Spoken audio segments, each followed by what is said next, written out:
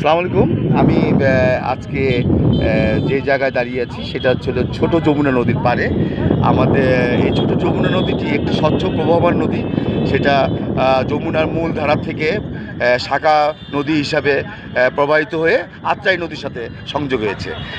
এই নদীটি খুব একটা সুন্দর একটা স্বচ্ছ নদী, কারণ এটা স্রোতধারা সবসময় চলমান থাকে বিধায় এই নদীটি স্বচ্ছ পানি এখনও দেখা যাচ্ছে।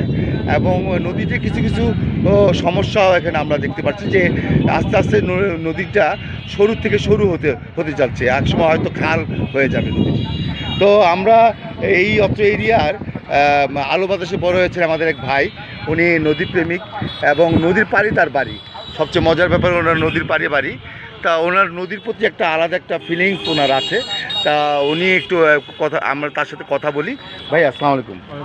হ্যাঁ ভাই, বলেন আপনি এই জায়গায় কি আলো বাতাসে বড় হয়েছেন?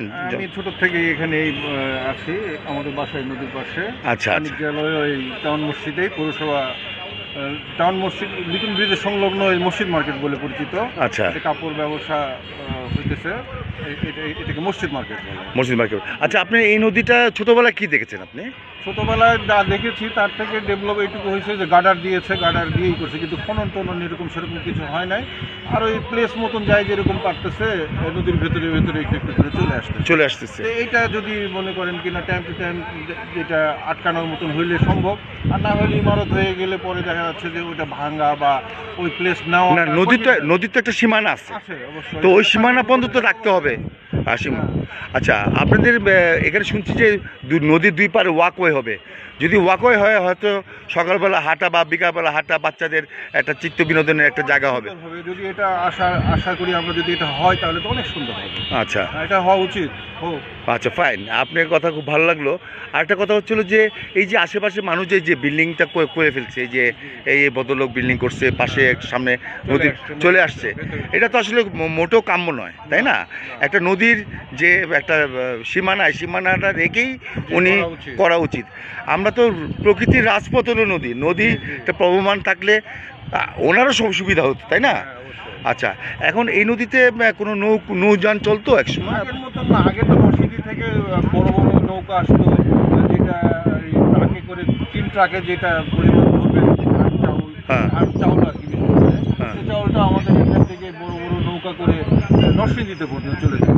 আচ্ছা, এখন ওই যে মানুষ চলাচলের যে বান্দায় খাড়া আত্রাই থেকে যে নৌকা, সেগুলো সীমিত হয়ে গেছে। না, এরকম সময় তো আপনি ইঞ্জিন চালিত নৌকা এখানে অনেক থাকতো। আচ্ছা আচ্ছা আচ্ছা, ঘাট আস্তে আস্তে নষ্ট হয়ে গেছে বলতে গেলে।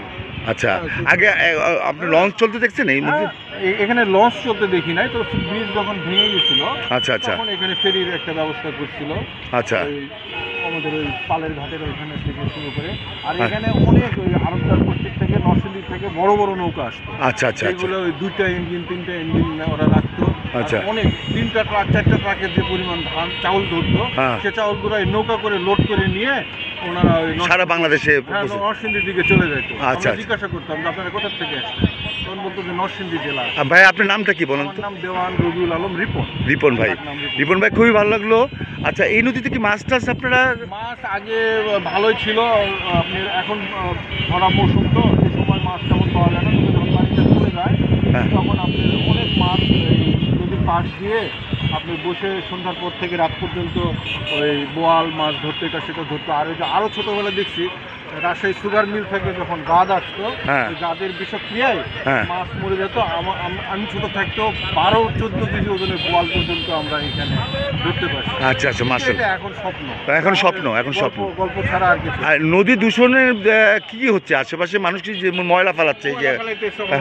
আচ্ছা আচ্ছা, ময়লা ফেলাচ্ছে। এমনও দেখা যায় যে অনেক প্রতিষ্ঠানের হোটেল বা অনেক প্রতিষ্ঠানের ময়লা ভ্যানে করে নিয়ে এসে রাত্রেবেলা ভোরবেলা ধাম করে বস্তা সহ বর্জ্য নদীর মধ্যে ফেলায় দেয়। সেটা তো আমাদেরই তো মনে করেন যে ক্ষতি।